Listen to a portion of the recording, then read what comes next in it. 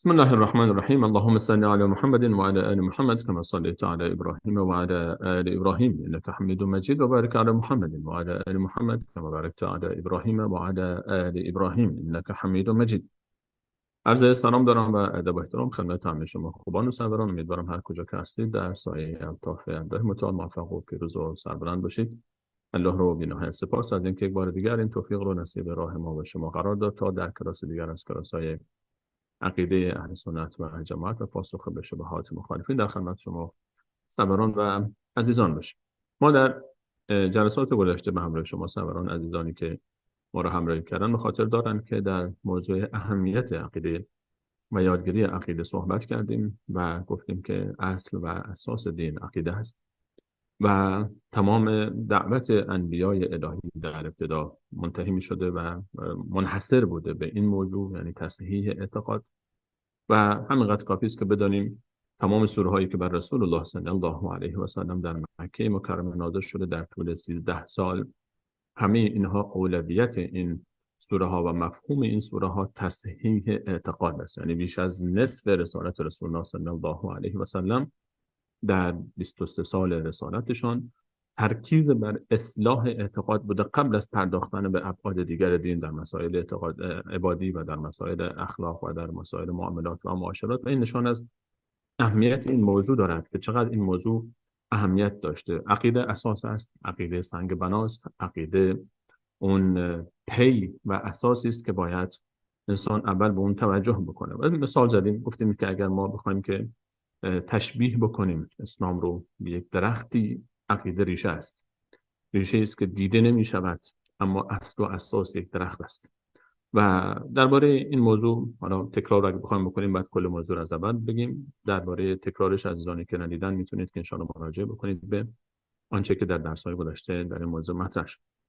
برای بیان عقیده باز در جلسه دوم خدمت شما سروران این موضوع رو اشاره کردیم که ما در احادیث رسول الله صلی الله علیه و سلم بعد خودش یک موضوعی رو داریم و یک روایتی رو داریم، یک حدیثی رو ما داریم که یک حدیث بسیار مهم است و یک حدیث بسیار اساسی است در معرفی دین مبین اسلام و ارکان دین مبین اسلام و بخش‌های دین مبین اسلام و مراحل مختلف دین مبین اسلام.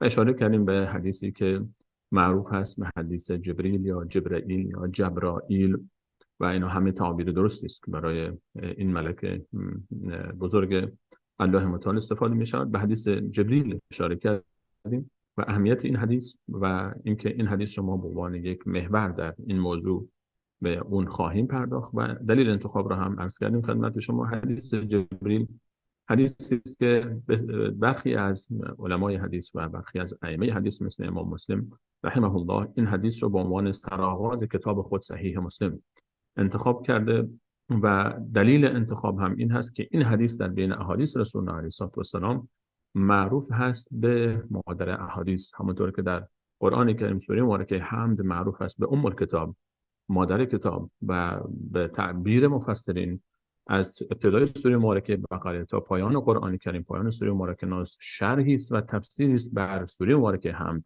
و مهمترین سوره است که در قرآن کریم قرار گرفته و به خاطر همین اهمیت در هر رکعت نماز باید خوانده شود. در احادیث هم اگر بخوایم معادلی برای سوره حمد در احادیث پیدا بکنیم حدیث جبریل است. حدیث جبریل علیه السلام حدیثی است که برای ما در شرحش اشاره کردیم که این حدیث هم در کتاب امام بخاری و هم در کتاب صحیح امام مسلم ذکر شده و در کتاب‌های دیگر هم به این حدیث پرداخته شده و این حدیث حدیثی است که یک حدیث بسیار اساسی است و یک حدیث بسیار مهم در فهم بخش‌های مختلف دین و این رو دین نامیدند، خلاصه دین نامیدن این حدیث. حالا ما به شرح مبسوط و مفصل این حدیث خواهیم پرداخت و به خاطر اینکه دوباره ما این حدیث رو می‌خوایم آغاز بکنیم به شرح مفصلش و یک اشاره می‌کنیم که حدیث از این قرار بود که عمر رضی الله عنه، سیدنا عمر می‌فرماد و راویان دیگری هم به غیر از سیدنا عمر رضی الله عنه دارد مثل ابو هریره رضی الله عنه این حدیث که می‌فرماد در مسجد نشسته بودیم و در محضر رسول صلی الله علیه و سلم در مسجد نبوی شریف یک فردی بر رسول الله صلی الله علیه و سلم و جمع ما وارد شد. لباس‌های سفیدی پوشیده بود، بسیار سفید و بسیار تمیز و زیبا.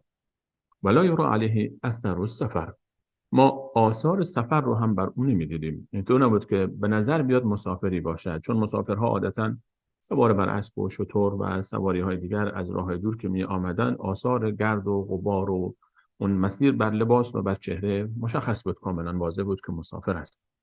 این آقا بسیار لباس تمیزی دارد، موهای سیاه بسیار پررنگی که اشاره به نظافت موهای او داره که غبار آلود نشده، یعنی هیچ اثری از سفر نه در چهره و نه در لباس او پیدا نیست. این شبهه ایجاد می شود که شاید در خود مدینه بوده است، ولا یعرفه منا احد، کسی از ما هم نمیشناخت این کیست.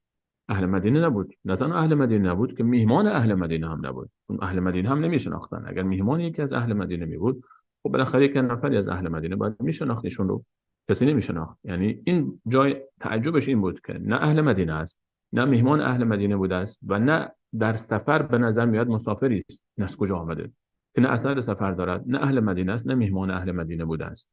و آمد و نشست به محضر رسول الله صلی الله علیه و سلم، دو زانو نشست، زانو به زانوی رسول الله صلی الله علیه و سلم.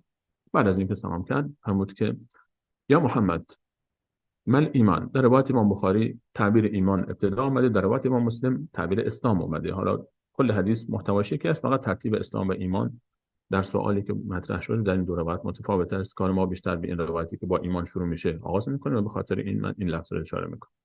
فرمود مل ایمان. ایمان چیست محمد صلی الله علیه و سلم؟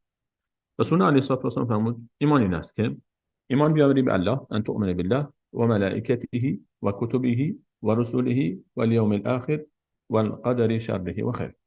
ایمان داشته باشی به الله. اینها رو باید حفظ بکنید سروران. ارکان ایمان، 6 رکن ایمان که هر مسلمانی باید اینها رو یاد بگیره و حفظ بکنه و ما در شرح مبسوط و مفصل هر کدوم از این ارکان صحبت‌های فراوانی خواهیم داشت و بخش بزرگی از اعتقاد ما رو این 6 رکن تشکیل میده. یعنی این 6 رکن رو کسی که درست یاد گرفت، میشه گفت بخش بزرگی از مسائل اعتقادی رو یاد گرفته و مسائل جزئی دیگری میماند که اون رو ان شاء الله باز اضافه خواهیم کرد.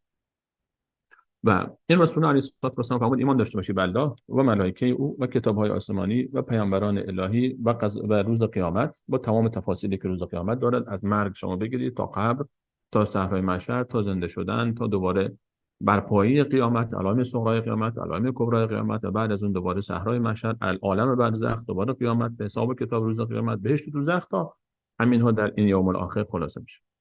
و در پایان فرمود و قضا و قدر الهی که یک مقوله بسیار مهمی است، یک بحث بسیار اساسی است و نیاز به تأمل دارد که در پایان ذکر میشه، خیرش و شرش. این ارکان ایمان است.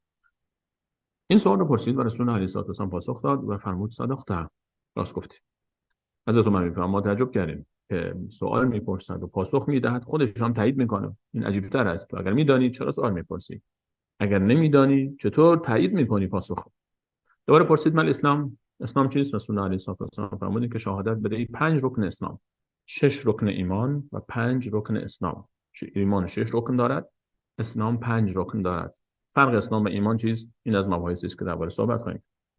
اسلام چیست؟ رسول الله علیه السلام فرمود اینکه شهادت بدهی ان لا اله الا الله و ان محمد رسول الله، شهادت بدهی که لا اله الا الله و محمد رسول الله است با زبان، و نماز بخوانی و روزه بگیری، نماز بخوانی و زکات پرداخت کنی، ترتیبش این شکل است، و روزه بگیری و حج رو برپا داری.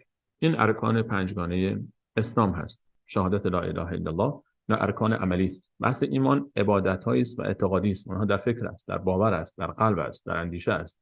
اینها عملی هستند. شهادت لا اله الا الله با زبان میگویی لا اله الا الله است و همچنین نماز برپا می‌داری و زکات پرداخت می‌کنی اگر مستحق زکات باشی و روزه می‌گیری و حج انجام می‌دهی اگر مستحق حج باشی و حج بر تو واجب شده باشه.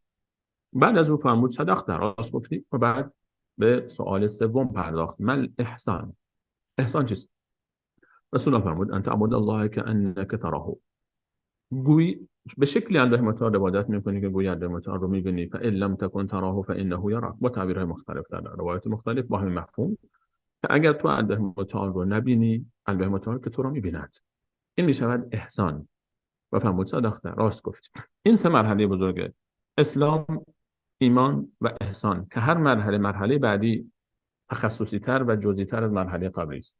مرحله اول اسلام است، بعد ایمان است و بعد در روایت امام مسلم به این شکل آمده، به این ترتیب آمده است و بعد مرحله احسان است. درخت اسلام رو اگه بخوایم که در این حدیث شرح بدیم، یک درختی رو شما در نظر بگیرید. در این موضوع دین یک درختی است که ریشه این درخت میشه ارکان ایمان، این 6 رکن میشه ریشه های این درخت. خود ساقه این درخت شهادتین هست و شاخه های بزرگ این درخت ارکان اسلام هستند، نماز است و زکات است و روزه هست و حج است و احسان اون میوه ها و ثمرات این درخت است. این یک تعبیر ساده از این حدیث است. و بعد در پایان از رسول الله علیه السلام فرمود، سوال پرسید که قیامت چه وقتی برپا می شود؟ رسول الله علیه السلام فرمود من مسئول به اعلم من السائل. کسی که سوال می شود از کسی که پاسخ می دهد، سوال می کند. منی که سوال شدم در این موضوع از کسی که سوال کرده بیشتر نمیداند. این برای صحابه بسیار عجیب است که رسول الله میفهمد من بیشتر از تو نمیدانم. این کیست که رسول الله میفهمد بیشتر از تو نمیدانم؟ و این تعجب رو شما در طول این فضا دارید در بین صحابه. و بعد فرمود که نشانه های او را بگو. نشانه ها رسول الله علیه السلام با چند نشانه ذکر کرد، حالا به تفاصیل اونها بعداً خواهیم پرداخت. و در پایان ایشون بلند شد و رفت و رسول الله علیه السلام فرمود که آیا دانستید که بود؟ گفتند نه یا رسول الله. فرمود انه جبریل. اون جبریل علیه السلام بود، آمده بود تا یعلمکم دینکم، تا اینکه یاد بدهد به شما دین شما را. از این کلمه دین در این حدیث این برداشت می شود که این خلاصه دین است. آنچه در این حدیث ذکر شده خلاصه دین است، چون رسول الله فرمود که جبریل آمده بود به شما دینتان را یاد بدهد. یعنی دین تشکیل شده از مرحله اسلام و ایمان و احسان. اینها بخش‌های مختلف دین است و این حدیث میشه خلاصه کل دین. سیدنا عمر میفرماد در پایان که من تا شنیدم که جبرئیل است بلند شدم تا برم جبرئیل جان رو باش سلام علیک بکنیم، در آغوش بگیریم. تا رفتم از مسجد خارج شدم دیدم که جبرئیل علیه السلام رفته است. و این حدیث معروف است به حدیث جبرئیل. خلاصه ما درباره خلاصه صحبتی که در جلسه گذشته داشتیم، حالا ما در جلسه گذشته گفتیم که ما در هر رکنی از این ارکان ایمان و اسلام به چه جزئیاتی، من تفاصیل رو خدمتتون ذکر کردم و فهرستوار که در این بخش‌ها به چه موضوعاتی اشاره خواهیم. امروز به یاری اندیماتات این خلاصه‌ای بود از آنچه که در جلسات گذشته گفته شد. حالا شاید مقداری متبر هم بود به خاطر این عزیزانی که در جلسات گذشته احیانا نبودن. از جلسات بعد دیگه به اصل موضوع خواهیم پرداخت. درباره معرفی ارکان ایمان که ایمان چیست؟ یک مسلمان چه اعتقادی داره؟ بعد از اینجا شروع بکنیم که اصلا ما مسلمان ها وقتی که میگیم 6 رکن دارد ایمان و آنچه که جبرئیل علیه السلام آمد و یاد بده به ما، و رسول الله فرمود که جبرئیل آمده بود به شما دینتون رو یاد بده. مرحله ایمان ما حالا اسلام رو بعد از ایمان مطابق حدیث امام بخاری پیش می‌بینیم که اول ایمان رو معرفی کرد، بعد اسلام رو، بعد احسان رو. به مسئله ایمان می‌پردازیم چون مسائل اعتقادی بیشتر در بحث ایمان مطرح میشه. بحث ایمان 6 رکن داره و هر کدوم از اینها بخاطر اینکه راحت‌تر حفظ بکنید ارکان ایمان رو. ایمان خلاصه میشه مهمترین رکن ایمان، موضوع ایمان به الله متعال است. اعتقاد و باور و اندیشه انسان درباره الله متعال که خودش تفاصیلی دارد، بهش می‌پردازیم. درباره الله متعال، الله متعال ملائکه‌ای دارد. ایمان به الله رکن اول است. الله چگونه ارتباط می‌گیره با بندگانش؟ ملائکه‌ای دارد که اونها رو می‌فرستد به پیش کی؟ به پیش پیامبرانی که اونها را رسالت داده است. با چی؟ با کتاب‌های آسمانی. یا به تعبیر دیگر الله متعال به ملائکه خود کتاب‌های خود را می‌فرستد تا به پیامبران برسانند و پیامبران ما را از سرنوشت زندگی ما که آخرت است و محل و هدف زندگی ماست برای ما اونها معرفی بکنند قیامت رو، و در این مسیر رسیدن به قیامت قضا و قدر الهی هم در سرنوشت ما دخیل است. این 6 رکن به هم ربط داره. یعنی ما الله متعال مسیر ما رو میخواد معرفی بکنه. ما الله متعال ملائکه‌ای دارد که کتاب‌های آسمانی رو بر پیامبرانش نازل میکنن. پیامبران برای ما مسیر ما رو به سوی قیامت مشخص میکنن و قضا و قدر و تقدیر الله متعال رو در این مسیر ابتدا تا انتها برای ما میگویند. این خلاصه حدیث ارکان این بحث 6 رکن ایمان است. پس به خاطر حفظ کردن این 6 رکن ایمان این رو شما در نظر بگیرید، این مسیر رو در نظر بگیرید که از الله متعال شروع میشه و ملائکه او و کتاب‌های آسمانی و پیامبران الهی و هدف رسیدن به قیامت هست و مسیر رو برای مشخص میکنه و قضا و قدر هم در این مسیر معلوم میشه. البته اینطور نیست که ما بگیم ارکان ایمان فقط در این حدیث ذکر شده و در قرآن کریم درباره ارکان ایمان. خب این سوال شاید مطرح بشه، خب مسئله بزرگی مثل ایمان چطور شما این رو از قرآن کریم اثبات نمی‌کنید و رفتین سراغ حدیث؟ ما این حدیث رو به خاطر اینکه مختصر هست و مفید است و جامعه خلاصه دین است انتخاب کردیم. بریم آنچه در این حدیث هست در قرآن کریم هم وجود داره. حالا شاید در یک آیه هر 6 رکن با هم ذکر نشده باشه، ولی 5 رکن رو ما در یک آیه هم داریم، در آیه 136 از سوره مبارکه نساء. الله متعال میفرماید یا ایها الذین آمنو، ای کسانی که ایمان آوردید ایمان بیاورید، تجدید ایمان کنید، ایمانتون رو تقویت کنید. و بعد در پایان آیه، حالا چون محل شاهد من پایان آیه است، اینجا رو ذکر میکنم خدمتتون که میفرماید و من یکفر بالله و ملائکته و کتبه و رسله و الیوم الاخر فقد ضل ضلالا بعیدا. هر کسی که کافر بشه به الله و ملائکه او و کتابهای آسمانی و پیامبران او و روز قیامت، یعنی 5 رکن رو دقیقاً به همین ترتیب ذکر میکنن علامت. و من یکفر بالله و ملائکته و کتبه و رسله و الیوم الاخر، کسی که این 5 رکن رو، اینجا 5 رکن ذکر میشه در این آیه متصل پشت سر هم، فقط ضل ضلالا بعیدا، به گمراهی بسیار آشکاری رفته است. موضوع قضا و قدر هم، حالا ما این رو به عنوان یک شاهد ذکر کردم از قرآن کریم، از آیه 136 سوره مبارکه نساء پایان این آیه، که 5 رکن رو اینجا در یک آیه ذکر میکنه. آیات دیگری هم داریم که این ارکان در روز ذکر میشه، مثلا 177 سوره مبارکه و قال ليس البر ان تولوا وجوهكم قبل المشرق والمغرب ولكن البر من آمن بالله و ملائکتی و ادامه که اونجا هم ذکر میشه. این ارکان 5 تاشون اونجا ذکر میشه دوباره. و آمن الرسول حتی در پایان سوره مبارکه بقره هم داریم، آمن الرسول ما انزل الیه من ربه و المؤمنون کنون عمل بالله و ملائکته و کتبه و رسله، اونجا هم باز بخشش ذکر میشه. و موضوع قضا و قدر الهی هم در آیات مختلف دیگر ذکر میشه.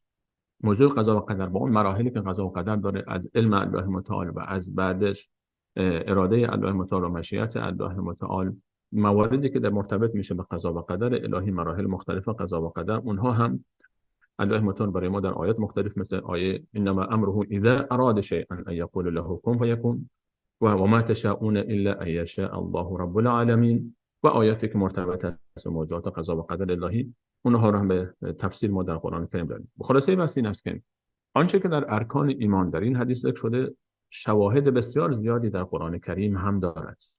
اینطور نیست که فقط در حدیث ذکر شده باشه که ارکان ایمان چیست، بلکه در قرآن کریم وقتی آیات رو نگاه میکنیم همه اینها رو الله متعال برای ما به عنوان ایمان ذکر کرد. اینجا ایمان میپردازیم به اصل موضوع، ارکان ایمان. موضوع اول این هست که سوالها رو در خلال صحبت من نگاهی به کامنت های شما سروران هم خواهم انداخت که اگر موضوعاتی که مرتبط به درس هست انشاءالله موضوعات رو صحبت بکنیم. سروران میگن سرعتتون در صحبت زیاد است، آرومتر صحبت کنید. چشم، شما بفرمایید هر چیزی که صحبتی که هست. من نیم نگاهی به این تصویر لپتاپ هم دارم چون موضوعات مهمی است. اگر چیزی از دست شما افتاد یا نیاز به تکرار بود، اینجا برای من ذکر بفرمایید و سوال رو دوباره پاسخ بدم، سوالی که مطرح شده است. آیاتی که ذکر کردم آیه 136 سوره مبارکه نساء بود و آیه 177 سوره مبارکه بقره و آیه 285 سوره مبارکه بقره که آیه آمن الرسول هست، معروف هست این آیات. من در تفاصیل اینها وارد نمیشم چون بحث بسیار طولانی است بحث ما شما، و برای اثبات اینها همین آیات کافی است. یعنی 2-3 تا شاهد از قرآن کریم آوردم و شواهد بسیار زیاد است، یعنی بسیار زیاد است درباره اینکه ارکان 6گانه ایمان رو از قرآن بخوایم دلیلی برای اثباتش بیاریم، همین 3 آیه کافی است. و ما در موضوع بحث رکن اول موضوع بحث ارکان ایمان، مهمترین رکن ایمان به الله است. رسول الله علیه السلام فرمود ایمان به الله، ایمان به الله. خب ما خود مصطلح ایمان چیست؟ این رو اجازه بدید ما درباره ارکان ایمان به الله صحبت کنیم. یک برمیگردیم دوباره به موضوع ایمان که ایمان چیست؟ معنای ایمان، مفهوم ایمان. اول ببینیم رسول الله علیه السلام برای ما چی تعریف میکنه. دوباره یک بازگشتی داریم که موضوع مقوله ایمان، چه ایمانی ما اینجا داریم صحبت میکنیم، چه ایمان قابل قبول است. خیلی ها ادعای ایمان دارند و خیلی ها باور هم دارند. کدام ایمان قابل قبول است؟ آیا هر کسی که ایمان داشت قبول است ایمان او یا نه؟ ایمان چه بخش‌هایی داره؟ و ایمان آیا فقط مجرد باور است یا نیاز به اقرار دارد یا عمل هم در ارکان ایمان داخل، در موضوع تعریف ایمان داخل هست یا نه؟ این رو اجازه بدید بعد از موضوع ارکان ایمان، موضوع رکن اول حداقل ایمان به الله، این موضوع رو مطرح بکنیم چون در نتیجه گیری برای ما دانستن خود ایمان به الله مهم است. و ایمان به الله متعال رکن اول و مهمترین رکن ایمان است. ایمان به الله متعال در آیات قرآن کریم وقتی صحبت از الله متعال می شود بیش از 2000 مرتبه در قرآن کریم لفظ جلاله الله به کار رفته است. هیچ نامی، هیچ اسمی در قرآن کریم انقدر به کار نرفته که لفظ زیبا و مقدس الله متعال در قرآن به کار رفته است. ایمان به الله، رکن اول ایمان به الله است. خب ایمان به الله چه معنایی داره؟ ایمان به الله در پرتو آیات قرآن کریم و احادیث صحیح رسول الله صلی الله علیه و سلم این ایمان به الله متعال چه معنایی دارد؟ وقتی ما در قرآن نگاه میکنیم مثلا درباره ابلیس، شیطان مظهر شر است، مظهر پلیدی است و بزرگترین دشمنی که در عالم می شود متصور شد برای الله متعال شیطان است، ابلیس است که پیرو و سردسته تمام مشرکینی که در تاریخ شما دیدید، از فرعون بگیرید در قرآن کریم تا ابوجهل در زمان رسول الله علیه السلام تا نمرود و داستان‌های دیگری که در قرآن آمده از دشمنان الله متعال، همه اینها اتباع شیطانند، بلکه سربازان شیطانند، پیروان شیطانند و رهبر همه اینها شیطان است. شیطان درباره الله متعال چه تصوری دارد؟ این سوال. آیا شیطان الله متعال رو قبول دارد یا ندارد؟ من هم این موضوع رو مطرح میکنم در آغاز صحبت، چون این موضوع برای ما خیلی مسائل رو مشخص میکنه که ایمان به الله متعال آیا صرف این که من قبول دارم الله متعال هست قابل قبول هست یا نیست. شیطان درباره الله متعال چه تصوری دارد؟ ابلیس نظرش درباره الله متعال چیست؟ آیا الله را قبول دارد یا ندارد؟ سوال. به نظر شما شیطان وجود الله متعال رو قبول دارد یا ندارد؟ آیات قرآن به ما میگوید که شیطان الله متعال را قبول دارد. در آنچه که در آیات قرآن کریم صحبت میشه از موضوع خلقت آدم علیه السلام و سجده ملائکه بر آدم علیه السلام، سجده تعظیم که به امر الله متعال در آن زمان صورت گرفته و بعداً منع شده در امت ما، این سجده تعظیم برای آدم علیه السلام که صورت میگیره، در بین اینها شیطان استکبار میکند و حالا بپردازیم به برخی از تعابیری که شیطان استفاده میکنه. الله متعال میفرماید که همه ملائکه رو گفتم که سجده بکنید، شیطان سجده نکرد. البته به این معنی نیست که شیطان جزو ملائکه بود، در صف ملائکه بود، اما در سوره ملائکه کهف میفرماید و اذ قلنا للملائکه اسجدوا لآدم فسجدوا الا ابلیس، به جز ابلیس بقیه ملائکه سجده کردن. کان من الجن ففسق عن امر ربه، اون از جنیات بود، جن بود، جزو ملائکه نبود، چون ملائکه لا یعصون الله ما امرهم و یفعلون ما یؤمرون. درباره ملائکه حالا در رکن ایمان به ملائکه به تفصیل صحبت خواهیم کرد. صفات ملائکه و نحوه ایمان با ملائکه و باور ما چه باید باشد. یکی از اون صفات این است که الله ملائکه عصیان نمی‌کنند، معصوم از گناه، نافرمانی از دستور الله متعال ندارند و همین خاطر همه اونها سجده کردن. حال چرا این استثناء صورت گرفته و ابلیس سجده نکرد؟ چون ابلیس کان من الجن، جن بود. جن ها مثل انسان ها معصوم نیستند، برخی جن های خوب داریم، جن های بد داریم که این هم باز بهش میپردازیم. و خلاصه بحث این است که حالا بحث های علمی داره که این استثناء مفرق بهش گفته میشه در عربی، استثنایی که ما قبل استثناء از جمله مستثنا منه نیست و این رو ما در عربی داریم، ما در فارسی کمتر این موضوع رو داریم. خلاصه این که جن از جن بود و قبول نکرد. الله متعال میفرماید در سوره اعراف مثلا، الله متعال میفرماید، الله فرمود که یا ابلیس ما منعک الا تسجد، چرا سجده نکردی؟ پاسخ شیطان چیست؟ خلقتنی من نار انا خیر منه. در مکالمه صحبت با الله متعال میگه من بهتر از او هستم، تکبر میکنه. خلقتنی من نار و خلقته من طین، تو یا الله خلق کردی من ابلیس رو، یعنی قبول دارد که الله متعال خالق اوست. ابلیس قبول داره که الله خالق ابلیس است. یعنی ما در بحث توحید یک مقوله داریم بهش میرسیم به نام توحید ربوبیت، یعنی اعتراف به این که الله متعال خالق است، مالک است، مدیر و مدبر آسمان ها و زمین است. این رو ابلیس قبول دارد. خلقتنی من نار، چون من رو از خلق کرد، اعتراف میکنه تو خالق منی. ابلیس قبول داره که الله خالقش هست. اگر غیر از این بگید نیست، اگر این نیست بگید نیست.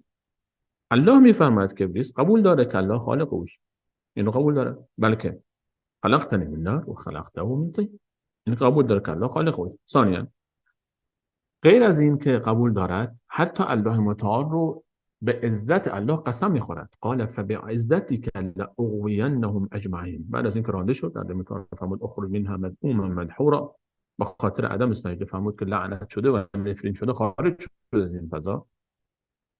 اون چه گفت؟ الله متعال میفهمد که شیطان گفت فبعزتک، به عزت تو ای الله قسم. نه تنها الله رو قبول داره، به عزت الله هم قسم میخورد. و بعد غیر از اون یک دعایی هم کرد، انظرنی الی یوم یبعثون، تا روز قیامت به من مهلت بده، تا روز قیامت به من مهلت بده. ابلیس از الله متعال مهلت میخواد برای روز قیامت، به معنی که قیامت رو هم قبول دارد. انظرنی الی یوم یبعثون. خود شیطان گفت الله تعالی فرمود قال انک من المنظرین، به تو مهلت میدم تا قیامت. ابلیس الله رو قبول داره، اون خالق خودش، و بو قسم میخوره، به عزتش و احترام داره، و بعد اون قبول داره دیگه، عزتش هم قسم میخوره و قیامت رو هم قبول داره. آیا ایمان ابلیس به درد او خورده است؟ آیا مجرد ایمان فقط همین است که ما قبول بکنیم الله هست و خالق است و رازق است و همینقدر کافی است؟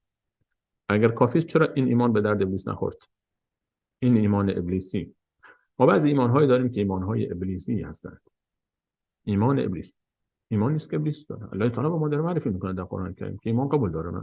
ابلیس من رو به عنوان خالق، به عنوان رازق، به عنوان مدیر مدبر آسمان ها و زمین قبول دارد.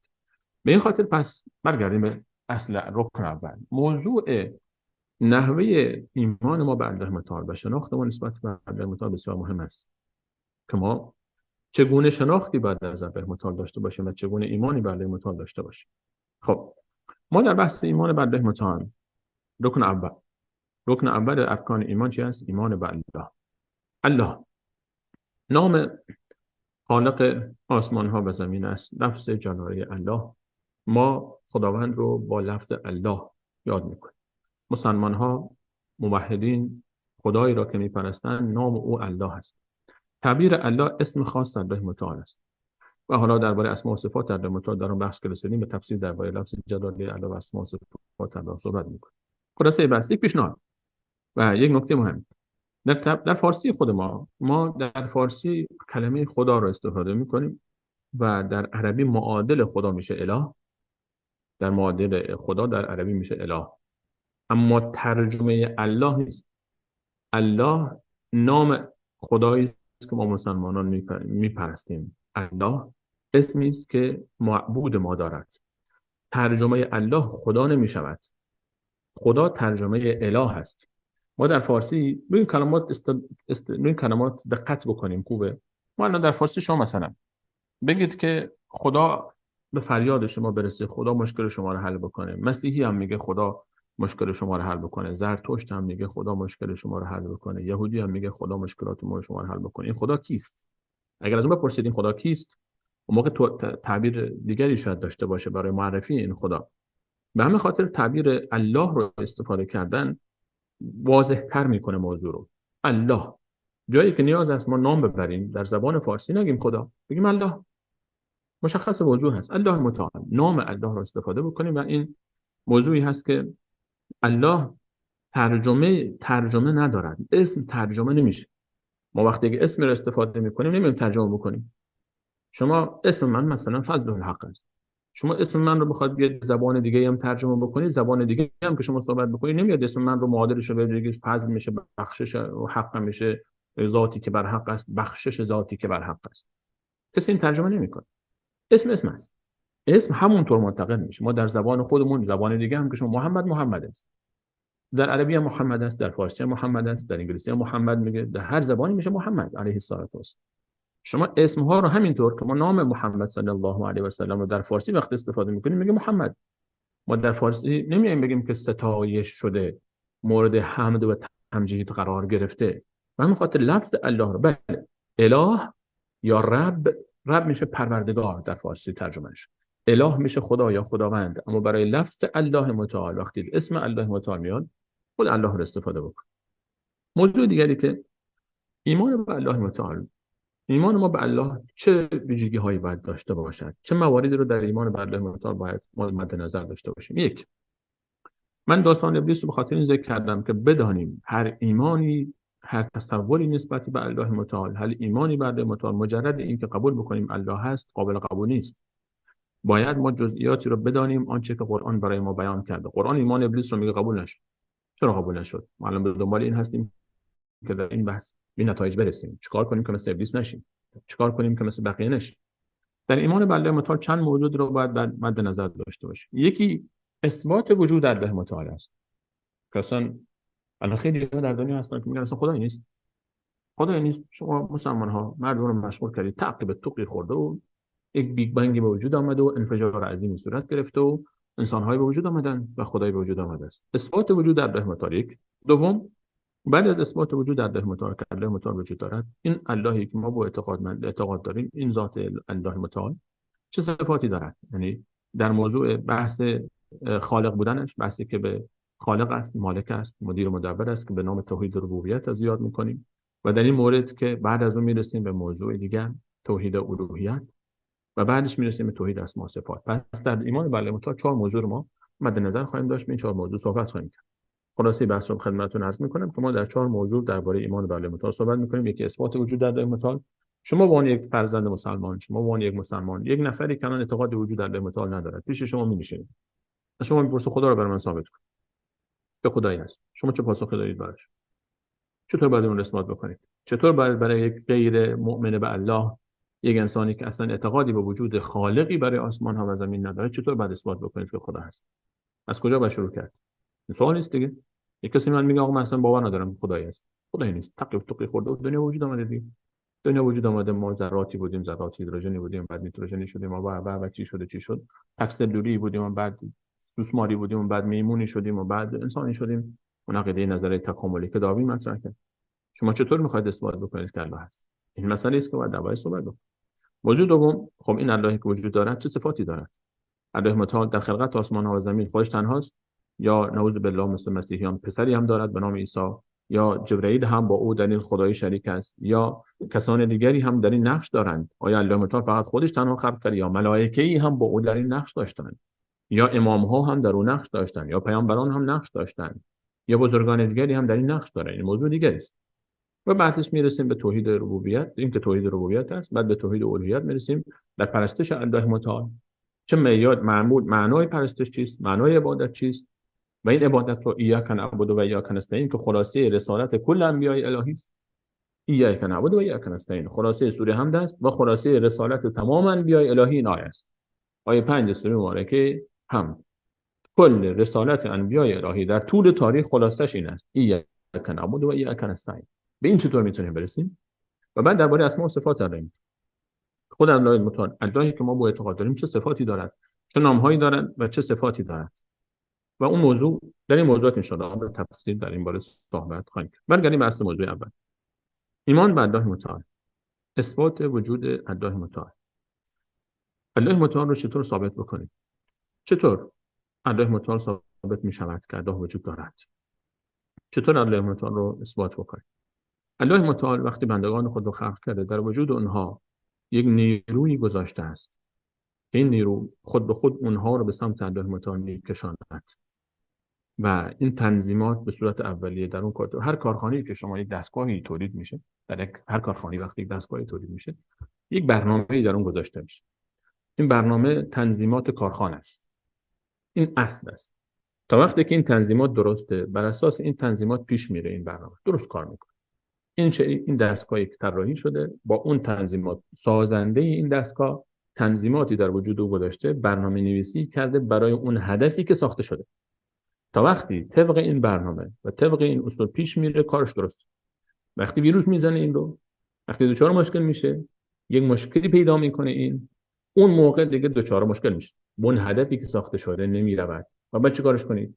بعد این رو برگردونید به تنظیمات کارخانه، به تعبیر امروزی بعد آپدیتش کنید، بعد برنامه‌نویسی بشه از اول تا بتونه به خاطر اون هدفی که ساخته شده برود. الله متعال میفهمد که موجودات رو بر اساس یک فطرتی خلق کرده است. فطرت الناس.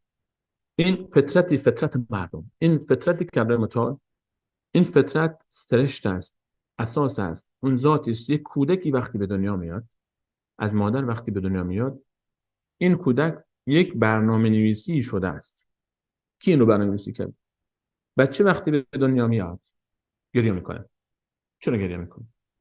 کی به این بچه‌ای که تازه الان 1 دقیقه است که به دنیا آمده است یاد داده که وقتی به دنیا اومدی باید گریه بکنی؟ کی به این یاد داده که وقتی که مادر سینه خود رو به دهانش میگذاره که این باید بمکد؟ شما اگر انگشتتون رو هم در دهان کودکی بگذارید که تازه به دنیا آمده، انگشت شما را میمکد، دهانش تکون میخوره و تکان میخوره لبهای بچه به شکلی که این حرکت رو هم تو بلد است که این حرکت رو بعد انجام بده. این رو از کجا یاد گرفت؟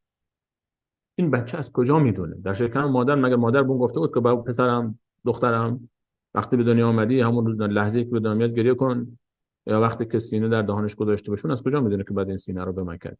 این از کجا یاد گرفته؟ این از کجا میداند؟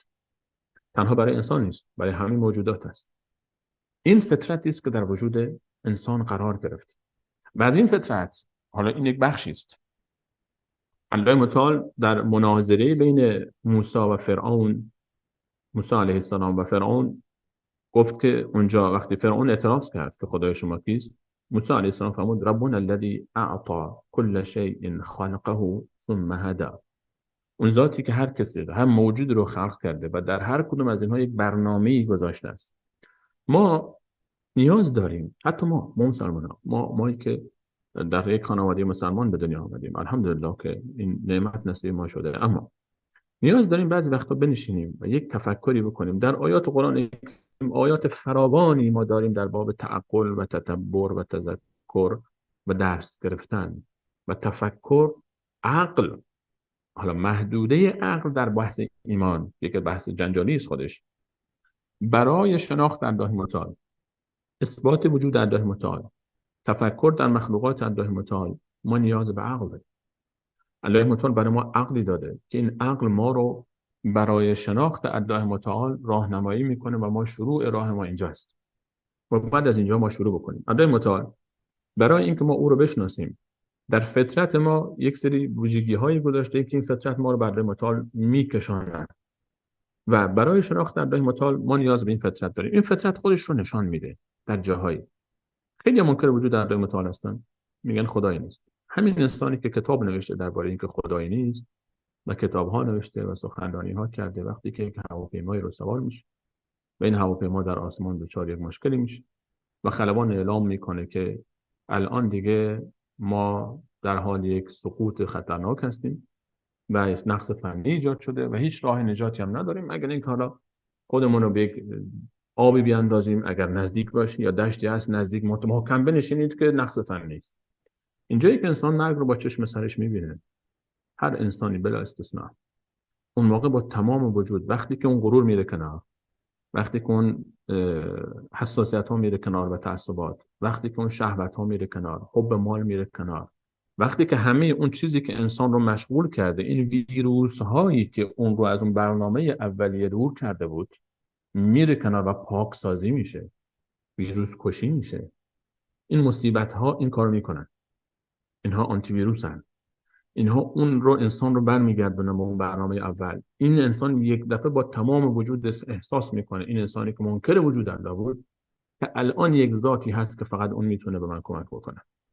وقتی که دکترها پشت در بیمارستانی جواب میکنند عزیز این شخص رو که داخل اتاق عمل هست و میگن احتمال نجات دادنش و نجات یافتنش داره به 0 میرسه، اینی که هیچ اعتقادی به نماز روزه نداشت، این که مسخره میکرد مسلمین رو، الان آدرس مسجد رو میپرسه و میره و سجده میکنه و الان میفهمه که دیگه اینجا از هیچ کسی هیچی ساخته نیست و فقط یک ذات میتونه بهش کمک بکنه. تعبیر قرآن کریم داره فیدرکبوا فی الفلک، وقتی که در دریا سوار میشوند و اذا رکبوا فی الفلک دعوا الله مخلصین له الدین، در تعبیری میفهمد اون موقع خالصانه الله رو اینها میان و ندا میکنن. در سوره مبارکه یونس تعبیر دیگری دارد، میفهمد که اون ذاتی است که شما رو در دریا و در خشکی به این طرف و آن طرف میبرد و حتی اذا کنتم فی الفلک و جرین بهم بریح طیبه، وقتی در کشتی هستید باد ملایمی هم میوزد و نسیم بسیار زیبایی است، شما در کشتی راحت برای خودتون لذت میبرید،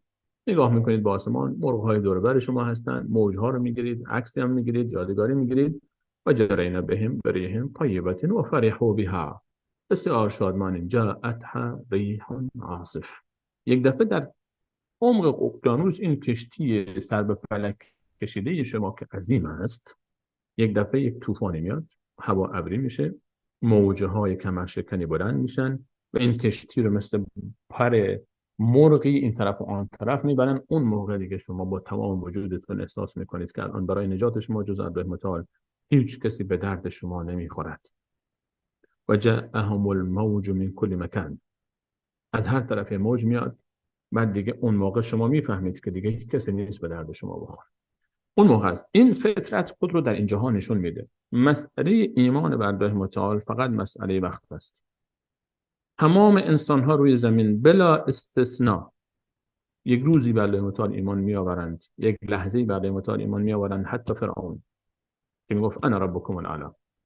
فرعون در قرآن کریم وقتی که صحبت میکنه الله متعال درباره فرعون میفهمد که فرعون به جای رسید، ثروت داشت، قدرت داشت، ادعای خدایی کرد. انا ربکم الاعلی، خدای شما من هستم. مردم رو به عبادت خود امر میکرد. الیس لی ملک مصر و هذه الانهار تجری من تحتی، پادشاه مصر من نیستم، این نهرها رو من جاری نمیکنم.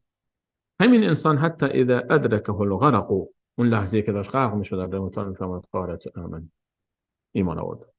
با اون خدایی که بنی اسرائیل به ایمان آورده است. حتی فرعون ایمان آورد، اما در اون لحظه مرگ رو با چشم سر دید. اون موقع دیگه الله متعال فرمود الان وقد عصیت قبل و كنت من المفسدین، الان ایمان میاره، قبل از این انقدر فساد کردی.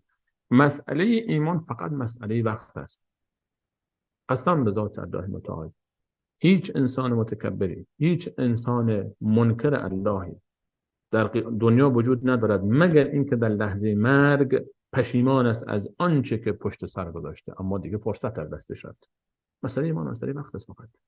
این همه انسان‌هایی که ایمان میارن، اون کسانی که مسلمان میشن، انسانی که 70 سال 80 سال 70 سال 80 سال هر کاری که خواسته کرده، رفته در دنیا هر لذتی بوده انجام داده، هر تفریحی خواسته انجام داده، الان وقتی که میرسه به سن پیری و بعد برمیگرده به سمت الله متعال، این نشان از یک چیز دارد. پیرمردهایی که در صف اول مسجد نشستن یکی از بزرگترین دلایل اثبات وجود الله متعال هستند. یکی از بزرگترین دلایل اثبات وجود الله متعال پیرمردهایی است که در صف اول مسجد نشستند. این پیرمردها هر کدوم از اینها دنیایی از خاطر است. این انسان‌ها هر کدوم از اینها انسان‌هایی هستند که در طول زندگی، شاید سال‌های سال، خیلی از اینها، نمیگم همشون هستن انسان‌های خوشنصیبی که در طول حیاتشون بر مسیر الله متعالن، خیلی از اینها کسانی هستند یک اتفاقی، یک حادثه‌ای، یک درمانی، یک جراحی درست حسابی اینها رو برگردونده. یک تصادفی، یک دفعه می‌بینید شما یک نفر یک تصادف میکنه تا دم مرگ میره برمیگرده.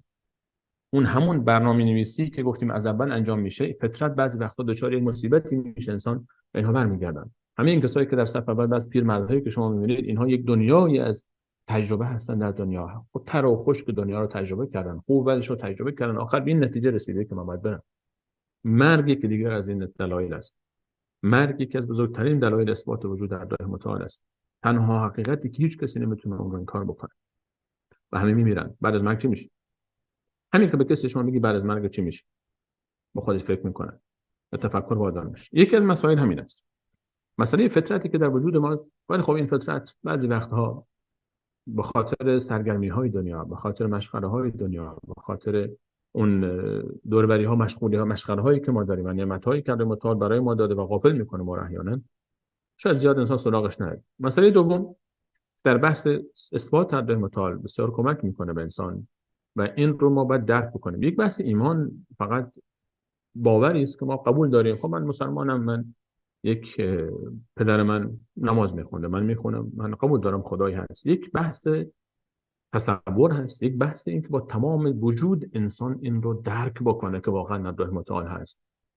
این رو ما باید درباره این تفکر بکنیم. الله متعال میفهمد برای اینکه شما به الله متعال نزدیکتر بشید، یکی از راههایی که بسیار به ما کمک میکنه برای اینکه الله متعال رو اثبات وجود الله متعال رو برای کسانی که قبول ندارن و برای ما برای اینکه بیشتر در زندگی رو احساس بکنیم، تفکر در مخلوقات الله متعال است. الله متعال میفهمد ان الذين لا یؤمنون بآیات الله لا یهدیهم الله. کسانی که باور ندارن به آیات الله متعال، نشانه های الله متعال، این آیات میتونه آیات قرآن باشه، میتونه مخلوقات الله متعال باشن و هر مخلوق الله متعال یک آیتی است، یک نشانه است برای اثبات الله متعال، وجود الله متعال. ان الذين لا يؤمنون بآیات الله لا یهدیهم الله. در 104 که نه می‌فرماید کسانی که ایمان ندارن با آیات الله متعال اونها را علیه متعال هدایت نمی‌کنند. و در سوره مبارکه فصلت در پای یکی مانده به آخر سوره می‌فرماید سنوریهم آیاتنا فی الآفاق و فی انفسهم حتی یتبین لهم انه الحق. من الله متعال آیات خود رو در کائنات دور برشون و در وجودشون برای اونها نشون میدم تا برای اونها یقین پیدا بکنن و واضح بشود که الله متعال معبود به حق است. تفکر در وجود ما، تفکر در دور بر ما، و این خیلی برای ما آسان کرده این کار رو. آنچه که امروزه یعنی تفکر در آسمان ها و زمین برای ما شما بسیار آسان شده و یک وقتهایی بگذاریم برای خودمون بنشینیم داری تفکر کنیم. خصوصا توصیه میکنم زانی که در علوم روز دستی دارند و میخوانند و بسیار عجیب است برای انسان تعجب میکنه از اون عزیزی که دانشجوی علوم فیزیک است مثلا یا علوم شیمی یا کیمیا یا در بحث زمین شناسی یا در بحث نجوم و ستاره شناسی یا در بحث پزشکی، حبیبی که با بدن و جزئیات عجیب و غریب بدن انسان درگیر است، و یا اون کسی که در علم بیولوژی، زیست شناسی، چه بخش جانوریش چه بخش گیاه شناسیش مشغوله و داره تحقیق میکنه و این همه نشانه های عظیم رو در این خلقت میبیند و بعد این نشانه ها او رو بر نمیگردانه به سمت خالق اینها. اون بسیار جای تعجب است. رسول الله علیه السلام یک شبی که این آیه 190 سوره مبارکه آل عمران نازل میشد، ان فی خلق السماوات والارض واختلاف الليل والنهار لآیات لأولی الالباب، در آفرینش آسمان ها و زمین و در پیدایش شب و روز نشانه هایی است برای اهل خرد. اولی الالباب، صاحب لب، صاحب مغز، صاحب فکر، صاحب تدبر. این آیه وقتی نازل شد رسول الله علیه السلام تا صبح اشک می‌ریختن و این آیه رو تکرار می‌کردن. یک وقتی نیاز است ما شما بشینیم و فکر بکنیم، دور بر خودمون بیایم و در این تفکر بکنیم. یک نگاهی شما به آسمان بیانداز، ببین خورشیدی که هر روز از این ور طلوع میکنه و از اون طرف غروب میکنه و انگار نه انگار آمد و رفت. 150 میلیون کیلومتر با ما شما فاصله داره و 150 میلیون کیلومتر کم نیست و 1 میلیون برخی 1,300,000 برابر زمین خواندند خورشید رو. یک مخلوقی است که هر روز داریم می‌بینیم. شده تا حالا یک روز بشینیم درباره همین خورشید وقتی طلوع می‌کنه فکر بکنیم که این با این عظمتش که 1,300,000 برابر زمین است و 150 میلیون کیلومتر با ما فاصله داره و بعد عدد متعال ستاره هایی داره، میلیون ها برابر خورشید ستاره هایی داره که ما و خورشیدی که 150 میلیون کیلومتر با هم فاصله داریم رو همه رو با هم جمع بکنیم در شکم اون ستاره جمع میشیم. اینا که واقعیت های نیست. اینا اون چیزی که امروزه داره صحبت میشه ازش. فاصله 1 میلیارد سال نوری، 2 میلیارد سال نوری. تفکر در اینها انسان رو به خودش برمیگردونه. وقتی انسان درباره اینها تفکر میکنه، وقتی که انسان مینشینیم، شما بنشینید و از اینجا برید بالا، بشینید در خانه و تفکر بکنید و برید ذهنتون رو، شما در خانه هستید از ذهنتون پرواز کنید. الان فیلمایی هست در خیلی راحت در اینترنت یافت میشه که از یک خانه شروع میکنه همینطور میره بالا و میره بالا و میره بالا و فیلم گرفتن تا میرسه از ابرها خارج میشه. وقتی انسان اینو تفکر میکنه اون موقع به عظمت الله متعال بیشتر پی میبره، اون موقع به ضعف خودش بیشتر پی میبره. چه در عظمت آسمان ها و زمین میلیاردها ستاره و سیاره‌ای که هست، اینها رو کی خلق کرده؟ پایان اینها کجاست؟ و اینا همینطور تق به تقی خورده وجود آمده. اگر میشه این رو پذیرفت که همینجور تق به تقی خورده باشه و وجود آمده باشه. و اینها مسائلی هستن که این تفکرات، تفکر در وجود خود ما، تفکر در چشم ما، تفکر در گوش ما، تفکر در ذره ذره‌ای که دور بر ماست. یک برگی رو وقتی انسان نگاه بکنه، یک برگ درختی رو شما بردارید نگاه بکنید، برگ دیگری رو در کنار اون بگذارید، ظرافت‌هایی که در طراحی این برگ صورت گرفته، هیچ دو برگی در روی زمین مثل هم نیستن. تمام برگ‌های دنیا با هم فرق دارن. حتی برگ‌ها که به جای خود تمام بلورهای برگی که از آسمان به زمین نازل میشه با هم متفاوتن. اینا مسلمات علمی است. غیر قابل انکار اینها. طرح پوست یک گربه با گربه دیگه فرق میکنه. طرح پوست یک پلنگی با پلنگ دیگه فرق میکنه. همونطور که اثر انگشت هیچ انسانی در دنیا یکی نیست، طرح روی پوست هیچ موجودی در دنیا با یکی دیگری برابر نیست. و همین ها نشان از یک چیز دارد. الله متعال از هر چیزی یک نسخه خلق کرده چون خودش یکیست. در ذات ظاهرش یک چیز است، ولی در جزئیاتش که داخل میشیم اثر انگشت کسی با یکی دیگر برابر نیست. اینها نمونه هایی است، در این باب نمیخوام جا داخل بشم. بحث من این است که ما یه سری تفکر بکنیم در این باب، تفکر بکنیم در این که از کجا آمده این. الله متعال خالق با تفکر انسان به این نتیجه میرسه. اثبات وجود در متعال نیاز به تفکر دارد، نیاز به تعقل دارد. من شما انسان ها، کسانی که میان و صحبت میکنن درباره این، کافی است شما بنشینید، من شما الان بودیم، همین فرزندهایی که پدر و مادر ما بودن ما نبودیم، برگردیم 100 سال قبل، پدر مادرهای ما هم نبودن، پدر بزرگهای ما بودن، 200 سال قبل، هر چی به عقب برمیگردیم جمعیت زمین کمتر و کمتر و کمتر میشه تا آخر میرسیم به یک مرد و یک زن. یعنی شما همین رو حساب کنید، همین کسانی که منکرن این موضوعات رو، بیاد مثلا انسان ها روی زمین هر روز بیشتر میشن، اگر برگردیم به عقب به تاریخ کمتر و کمتر و کمتر میشن. یعنی شما هر چی به عقب‌تر برگردید بالاخره، حالا بعضی میگن 10,000 سال پیش، 15,000 سال پیش، بعضی بیشتر و کم بیشتر ذکر میکنن. یک روزی ما میرسیم به یک جایی که یک مرد بوده و یک زن. این یک حساب دو تا چهار تای ریاضی است. شما برگردید همینطور عقب انسان ها به کجا برمیگردن؟ برمیگردن به یک مرد و یک زن. یک مردی بوده و یک زنی بوده که با هم ازدواج کردن و بعد نتیجه این ازدواج شده ما انسان ها شدیم. این که قابل انکار نیست، نمیشه اینو انکار کرد. اون مرد و زن از کجا آمدند؟ اون مرد و زن قبل از ازدواج به فرض بگیم که خب نوجوان بودن، بعدش چی میشه؟ قبلش کودک بودن، قبلش طفل بودن. خب این طفل‌ها از کجا به دنیا آمدن؟ اون پاسخ بده کسی دیگه. این پاسخ هست، یک حساب دو تا چهار تا ریاضی است. شما جمعیت کره زمین رو برگردید به شکل عقب برگردید میرسید به یک مرد یک زن. این مرد و زن از کجا آمدن؟ وقت تولدشون از کی متولد شدن؟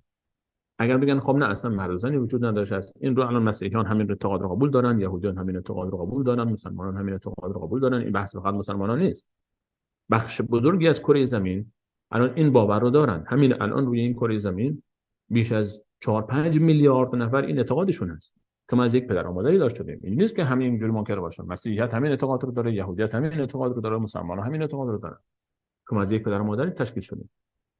بعد حالا اگر کسی بیاد بگه نه آقا پدر و مادری نبوده، تقی به توقی خورده، اینم هست. این اثبات به خیلی تلاش میکنن که یک تقی به توقی خورده و دنیا به وجود آمده و ما تکسبولی بودیم و بعد حیوان شدیم. خیلی تلاش دارن بگن ما حیوان زاده هستیم. بعضی نمیدونم چرا انقدر اصرار دارن که اثبات بکنن که فرزندان میمون هستن و پدر و مادرشون در جنگل زندگی میکردن و اینها حیوانات متکاملی به فرض خودشون که ما خیلی میمون زاده هستیم. ما بگیم بابا شما انسان مکرمی هستید، قرآن شما مکرم که نه ما میمون بودیم، ما پدر و مادر ما میمون بودن، ما میمون زاده هستیم، ما حیوان زاده هستیم، ما در جنگل زندگی میکردیم و اجداد ما.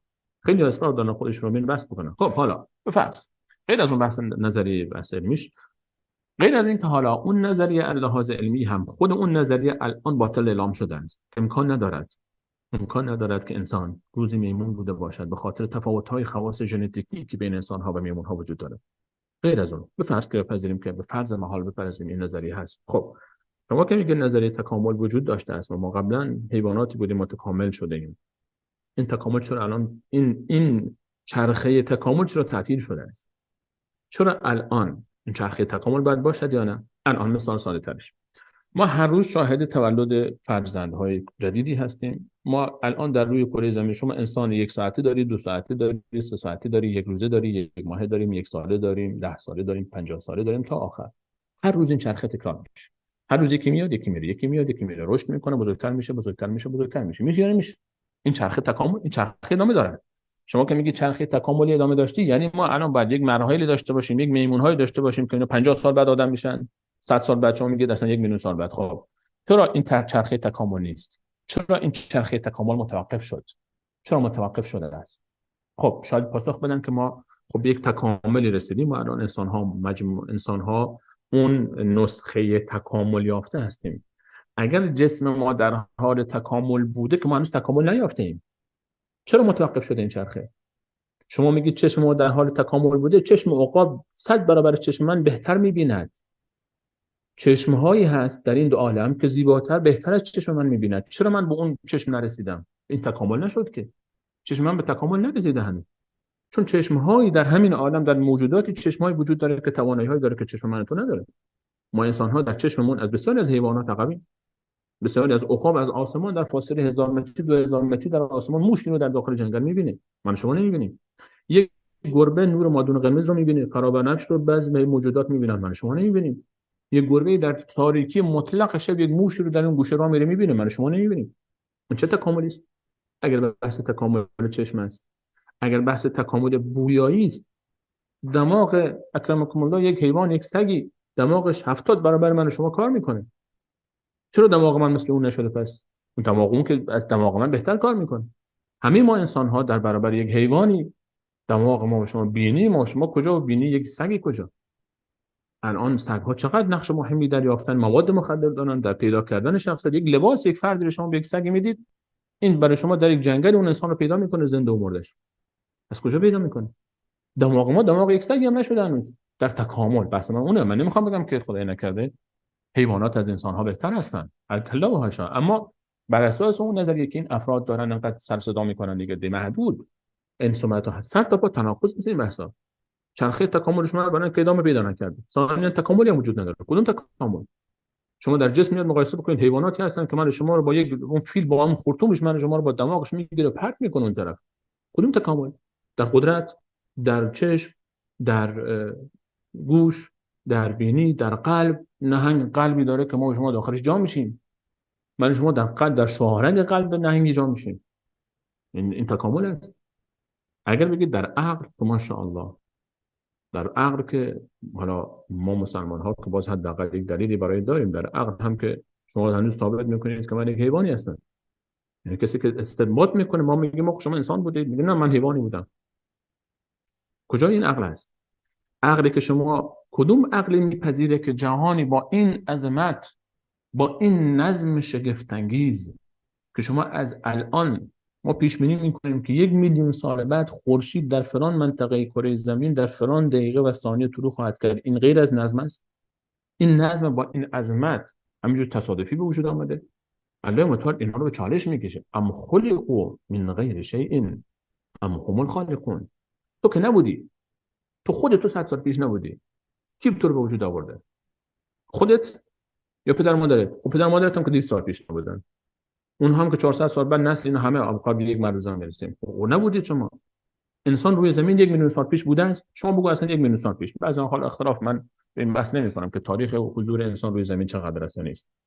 گرچه من لحاظ تاریخی نهایتاً آنچه که در تاریخ شما حساب بکنید ببینید 10 تا 15 هزار سال انسان فعلی رو نمیتونید بیشتر قدمتش پیدا کنید. شما بگو 1,000,000 سال، اصلا 50,000,000 سال قبول. 100,000,000 سال پیش روی زمین کی زندگی می‌کرده است؟ انسان ها. ما نبودیم که.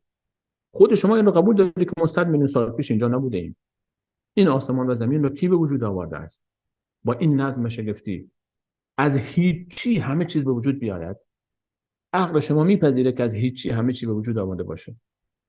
شما الان برای یک دستگاه، این دستگاهی که پیش من هست، صدها مهندس زحمت کشیدن و هزاران کارگر کار کردن تا این به وجود آمده. شما بعد آسمان با این زمین، بدن من با این همه شگفتی، بدن تو با این همه شگفتی، این همه تناسب و این زیبایی و این نظم، چطور میشه پذیرفت اینها رو؟ کسانی که منکر وجود الله متعال هستند، اینها بزرگترین بیماران روانی جامعه هستند. اینها رو باید به بیمارستان ها، به تیمارستان باید برد، دیوانه خانه باید برد، اینها باید بستری کرد. به بیمارن. این همون کسایی هستن که سیستم چنان ویروس زده که اصلا بالا نمیاد بیندازه اینا.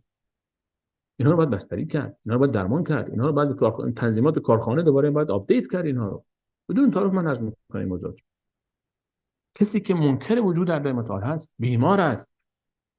اینها درصد کوچکی در جامعه ما هستند. چند نفر از کسانی که روی زمین هستن الان منکر وجود خالق هستن. حالا ما در بحث چگونه خالقی است اون بحث دیگری است. من بحث از اینجا آغاز کردم چون اولا اثبات وجود الله و خالق است. بعد حالا این خالق کیست، چه صفاتی دارد، ما در اون بحث دیگری است. ولی به عنوان وجود یک خالق شما نگاه بکنید روی کره زمین، در تاریخ کره زمین، نه تنها انسان‌های معاصر قبل از ما، همین الان هم شما نگاه بکنید، اگر بخوایم درصد بگیریم کسانی که معتقد به وجود یک نیرویی هستند که خالق آسمان‌ها و زمین است، با هر تعبیری که دارند، حالا چه کسانی که پیرو ادیان آسمانی هستند، از مسیحیت و یهودیت بگیرید و اسلام، حالا در تفاوت‌هاشون صحبت خواهیم کرد بعداً، یا کسایی که حتی معتقد به اصلا بودا رو شما نگاه بکنید، یا بعد هندوها رو شما نگاه بکنید، یا برید شما در شرق آسیا حتی همون تفاوت، همون اعتقادهایی که در شرق آسیا در کشورهای مثل چین و ژاپن ببینید، اونها هم باورهایی دارن. اینطور نیست که بگن تقی به تقی خورده و دنیا وجود آمده باشه. نه، در هر جایی که شما برید، گروه‌های مختلف، مذاهب مختلف، فکرهای مختلف، اعتقادهای مختلف وجود خالق رو منکر نیستن. وجود یک ذاتی به عنوان خالق یا حتی چند ذات رو به عنوان خالق قبول دارن. حالا روی این بحث چند تا یکیش بحث ماست دیگه، ادامه بحث ماست. ولی اینکه به مجرد اینکه کسی اصلا نپذیرد هیچ خالقی نیست، چطور میشه هیچ خالقی نباشد؟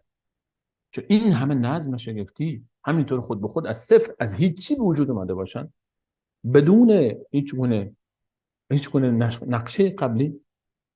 اولیس الذی خلق السماوات والارض بقادر على ان یخلق مثلهم. اون کسی که این آسمان ها و زمین رو به وجود آورده نمیتواند کسی دوباره اینها رو به وجود آورد. ولقد علمتم النشأة الاولى. شما که آفرینش بار اول را دیده اید، چرا منکر هستید که دوباره خالقی بتواند اینها رو؟ شده است دیگه. من شما نبودیم، یک واقعیت است که نبودیم. هل اتى على الانسان حين من الدهر لم يكن شيئا مذكورا. تاریخی بر شما انسان ها روی این کره زمین گذشته که هیچ عددی شما نبودید. عمر کره زمین رو شما نگاه بکنید. اینها مثلا نیست که ما در اثبات الله متعال دو چیز ما کمک میکنه. یکی موضوع فطرت و اون لحظاتی که در زندگی است و تلنگرهایی که الله متعال به ما میزنه. اولا یرون انهم یفتنون فی کل عام مرة او مرتين ثم لا یتوبون ولا هم یذکرون. الله متعال میفرماید حتی هر کافری رو من در زندگی هر سال یک باری حداقل یک دو بار این رو آزمایش میکنم.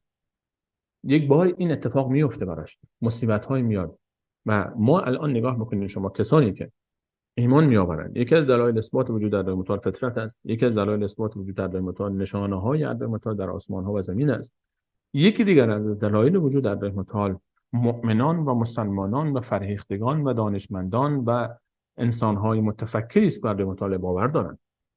شما در طول تاریخ ببینید بزرگترین اندیشمندان، بزرگترین سیاستمداران، بزرگترین متفکران، بانی علوم مختلف دنیا مسلمانان هستند، موحدین هستند، کسانی که وجود خالق باورمندند. این همه انسان متفکر، این همه انسان اندیشمند، این همه انسان‌های موفق در طول تاریخ همه به اعتقاد داشتن به وجود الله متعال. مگر می‌شود همه اینها اشتباه کرده باشند؟ مگر می‌شود همه اینها اشتباه بکنند؟ اینها نکاتی است که انسان باید فکر بکنه درباره اینها. و این موضوع بحث اثبات وجود الله متعال، ما برای این که الله متعال رو بشناسیم، چون الله متعال رو نمی‌بینیم، چون ما الله متعال رو نمی‌بینیم. الله متعال ذاتی نیست که دیده شود، فراتر از حد توان چشم ماست. ما الله متعال رو در این دنیا نمی‌بینیم، اما در قیامت این اعتقاد ماست که الله متعال رو، ذات الله متعال رو خواهیم دید. و وجوه یومئذ ناظرة الی ربها ناظرة. الله متعال در سوره قیامت می‌فرماید که روز قیامت چهره‌های سرسبز و با طراوت و شاداب و خرم هستند و به سوی الله متعال نگاه می‌کنند. الله را خواهیم دید و اون چشمی است که الله متعال این توانایی رو به او خواهد داد که ببیند. ما چشم ما گفتیم الان به اندازه یک عقابی هم توانایی ندارد. ما چشم ما به اندازه یک گربه توانایی ندارد که ما همین دوربر خودمون رو ببینیم. گوش ما طاقت شنیدن خیلی از موج‌ها و فرکانس‌ها رو نداره. بله خیلی از حیوانات این رو دارن. الله متعال این توانایی رو ما خواهد داد که ذات او رو ببینیم. و در این دنیا نخواهیم دید. و الله متعال چون ما در این دنیا نمی‌بینیم، با افعال الله متعال او رو میشناسیم. ما نتیجه رو می‌بینیم. خیلی چیزا هستن در دنیا قابل رؤیت نیستن. شما برق رو نمی‌بینید. آیا چون برق دیده نمی‌شود کسی میتونه منکر وجود برق باشه؟ هر کسی گفت برق شما میگن، بعضی میگن چون خدا رو نمی‌بینیم پس نیست. خیلی چیزا رو همینجا شما هم نمی‌بینید. آیا میتونه منکر باشه که نیست؟ جریان برق رو مثلا شما جریان برق رو در یک کابلی وقتی که یک برقی حرکت میکنه، شما از کجا میفهمید که برق داره یا نداره؟ هر کسی که منکر وجود برق است بگو خب شما این کابل برق رو با دست بگیر، 4 تا لرزه کنداق شما رو به دیوار کوبید و موقع میفهمید که برق هست و نیست. تأثیر شما میگه. الله متعال قابل رؤیت نیست. چرا قابل رؤیت نیست؟ چون من و شما ضعیفیم. چون این توانایی در این جسم ما و شما نیست. و خلق الانسان ضعیفا. الله متعال میگه شما انسان ها ضعیف خلق شدید. ما یک ذره از این کائنات نیستیم. این ذره فعلا در این جسم دنیوی توان دیدن الله متعال را ندارد. ما این توانایی فعلا در وجود ما نیست. با این جسم نمیتوانیم، اما در برزخ و در قیامت این توانایی به ما داده خواهد شد که ما اونجا ویژگی های و صفاتی به ما عطا خواهد شد در جنت. اون موقع ما قادر به این خواهیم بود، اما فعلا این توانایی رو نداریم و نمیتوانیم ببینیم. من خاطر معلم متعال از چه میشناسیم؟ معلم متعال رو از افعالش میشناسیم، معلم متعال رو از خلقتش میشناسیم، ما الله متعال رو در مخلوقاتش تفکر میکنیم و تدبر میکنیم و معلم متعال میرسیم و اثبات میشه وجود الله متعال. بخاطر اینکه صحبت من طولانی نشه و شما سروران هم خسته نشید و موضوعات هم موضوعاتی است که همه بیشتر موضوعات فکری است، موضوعاتی است که بحث‌های اعتقادی است و احساس حالا شاید هم در خلال صحبت من مقداری برای شما این موضوعات خسته کن باشه و خصوصا هم که 4 نفر از دوستان تذکر دادن استاد سرعت گفتارتون رو آهسته‌تر کنید. من عادتاً آروم صحبت میکنم عادتاً، ولی نمیدونم چرا امروز سرعت گفتار من زیاد شد و شاید چون صحبت زیاد است این خاطر سعی میکنم زودتر موضوع ادامه بدم. اجازه بدید بقیه وقت رو در اختیار شما سروران قرار بدیم و ما قد اکتفا میکنیم. ان شاءالله در جلسه بعد باز به موضوع توحید ربوبیت میپردازیم و اینکه ربوبیت امر متعال به چه معناست، رب العالمین به چه معناست و مشکل آیا در زمان رسول الله علیه السلام مشرکان زمان رسول الله در این موضوع مشکلی داشتند یا نداشتند، چه اونها رو مشرک میگفتند، شرک چیست و در بحث‌های مختلفی که هست اینها رو ان شاء الله بهش خواهیم پرداخت، موضوعات رو مطرح خواهیم کرد. سرورانی که سوالی دارن در قسمت چت اگر سوالاتون رو مطرح بفرمایید. آیاتی رو که فرمودن ذکر کردید در کدام سوره است؟ کدوم آیه مد نظرتون هست؟ من آیات زیادی رو ذکر کردم.